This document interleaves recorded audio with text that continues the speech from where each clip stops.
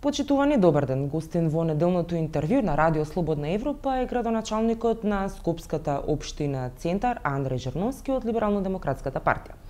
Господине Жерновски, какви се очекувањата на вашата партија и на опозицијата од изборите на 11 декември?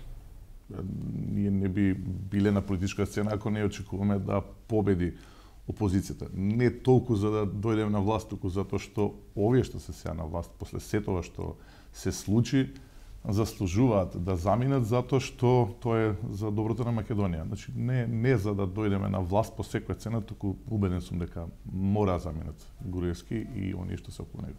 Неодамна изјавивте дека опозицијата треба да работи повеќе на кадровската и на програмската понуда. Може ли поконкретно да го објасните ова? Од што бевте незадоволен? Не се роди за незадоволство, туку сакам да дадам свој придонес како што и треба сите што сакат да победи опозицијата со своји предлози. Убеден сум дека треба да има и програмска понуда, платформска значи, но и кадровска. Од програмската платформа во момент би издвоил три кои што се основни. Треба да има сигурно да се има понуда за ревитализирање на економијата, потоа се искорени сиромаштијата и се разбира да се врати во Македонија владење на правната држава. А од кадровската? Кадровската треба да биде соодветна затоа што како што поминуваат годините и како што созрева ова граѓанско општество и граѓаните сакаат да претпознаат квалитет во понудата затоа што не е доволно според мене, не е доволно да се биде само против некој, туку треба да се биде и за, односно оние што нудат промена, треба да понудат нешто што е многу подобро од она што се случува во моментов.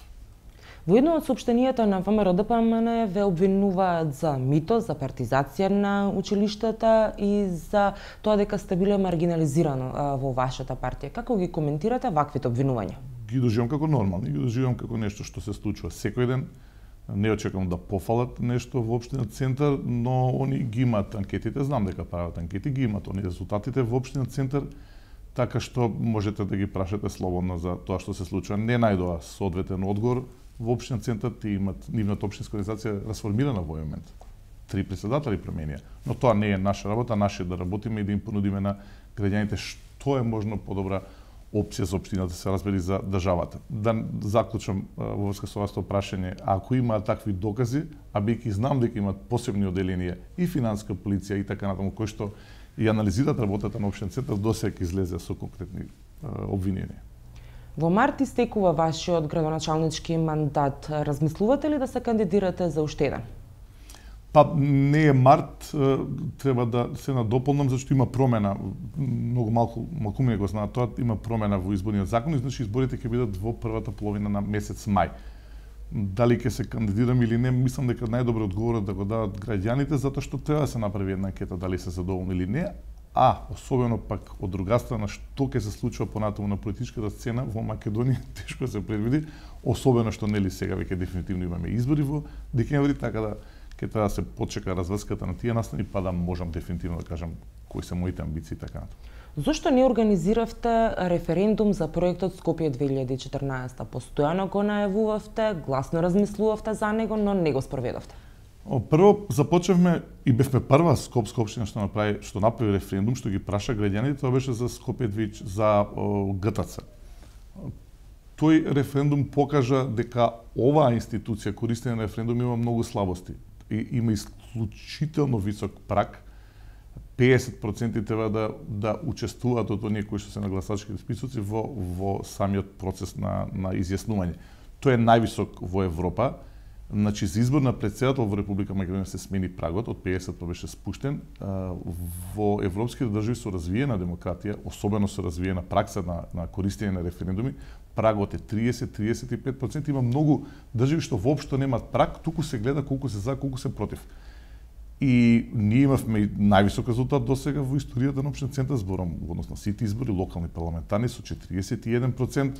Сега кога гледаме какви се избирачките списоци, значи ние имавме повеќе од 50, меѓутоа додека не се промени овој систем кој што е така поставен да всушност ги одбијат граѓаните од изјаснување. Ние треба да, како во другите земји, да завршам со ова, да имаме еден праг кој што ќе ги покани граѓаните да учествуваат, кој што ќе ги потигнат невладните организации да организираат референдум. Тоа е она кон што сите треба да се стремиме. Тоа е директно учество на на граѓаните. Не сум се откажал од таков референдум, но тој треба да се изведе тогаш и други референдуми тогаш кога навистина ќе има минимум услови за тие да успеат. Специјалното јавно обвинителство отвори најмалку 2 предмети поврзани со општината Центар. Што според вас е најспорно и има основа за истрага во предметот Скопје 2014? Дали се тоа неколку споменици или можеби нешто друго? Специјалното јавно обвинителство е клучниот фактор на дејствување денеска на политичките партии во Република Македонија. Од дејствието на СЈО се гледа и оклучувачниот договор кои се стратегиите од одлуките на политичките партии. Длабоко сум уверен во сега дека без разрешница, без завршување на процесите кои што СЈО ги има започнато, ние не можеме да имаме надминување на кризата во која се најде Република Македонија. Не може Македонија утре да има одговорни политичари, доколку овие кои што го направија криминалот не одговара за тој сторен криминал. Не можеме воопшто да помислиме на такво нешто. Значи мора до крај СЈО да исте работат и се разбира сите тоа да помени судските институции. Мене ми е многу драго што се отворени предмети за Центар, многу ми е драго што за првиот предмет, ако зборуваме за Скопје 2014, во голема мера со нашите ревизорски извештаи кои што ги ветивме на изборите, придонесовме да тој предмет во старт оди многу брзо, затоа што таму ги напоменавме сите криминални дејствија, неправилности, повреди груби на законите, наместени тендери за тоа како се переа, слободно можам да кажам, буџетските пари кои што се трошат за Скопје 2014. Се разбира, ништо помалку не интересен и за нас многу битен предмет е оној каде што се вандализираше општината, исто кај што беа нарачени шамари, така натаму и врз мене како градоначалник. Се знае тука кон кого оди обвинувањето, затоа што се знае кој го нарача овој вандализам и овие физички пресметки.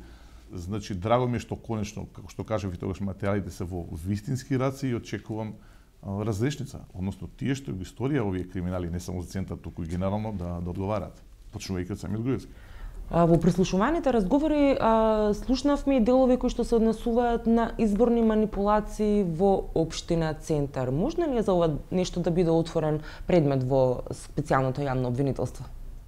Не знам дали е покренат, тоа може само СЈО да го каже, но дефинитивно има и тоа каков силен мотив и силен случај да се отвори предмет, затоа што слушаме, односно добиваме потврда, не е тоа дека не го знаевме, како се фалсификуваат избори, како се отвараат црните кеси, нели, како се наредува да тој избирачки список биде прегледен, да се влијае на гласачите, а тоа е таква повреда на закон за која што дебело се одговара и се надевам, да не речам и убеден сум дека СЈО ќе го отвори тој предмет. Но докаде е постапката, дали ќе се оди со таков предмет, ќе мора за тоа одговор да се разберат представниците, обвинителите од специјалното јавно обвинителство.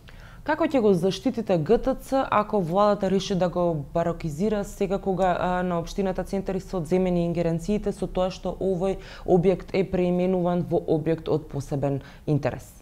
Добро прашање, затоа што откако помина за мене најсилниот аргумент да се одбрани, а тоа е референдумот за кој што зборувавме, onda тогаш преминавме кон едно друго искористување, ползување на законските прописи, а оној сегмент од КЕО-от, ГТЦ, вклучувајќи го и шпанските скали, ги ставивме во ги спакувавме, условно кажано, во една одлука, каде што забранивме да има градежни активности таму, затоа што се третира како туристичка зона. Што се случи? Една од низата десетина промени кои што се случи само затоа што има промена во општина Центар, политичка промена, нели, односно опозицијата дојде на власт, а една од низата на промени во законот за градење и во закон за урбанистичко и просторно планирање беше да сега тоа и се одземе на општината. Значи и тоа се случи, но ние ќе бараме се разбери понатаму модели како да се спротивставиме. Како иде? Најголемото спротивставување ако сите бидеме заедно, излеземе ако тоа се случи таму и се спротивставиме. Затоа што очигледно овие за кои што разговараме, оваа политичка гарнитура на ВМРО ДПМНЕ, воопшто не ги почитува законите и тогаш и кога има закони тие ги кршат, така да ќе мора да се обединиме сите заедно против едно такво вандализирање, една грубо наградување на ГТЦ и воопшто на нашиот град. Ви благодарам за разговорот. Благодарам. Вам, почитувани, ви благодарам што го следевте неделното интервју на Радио Слободна Европа. До гледање.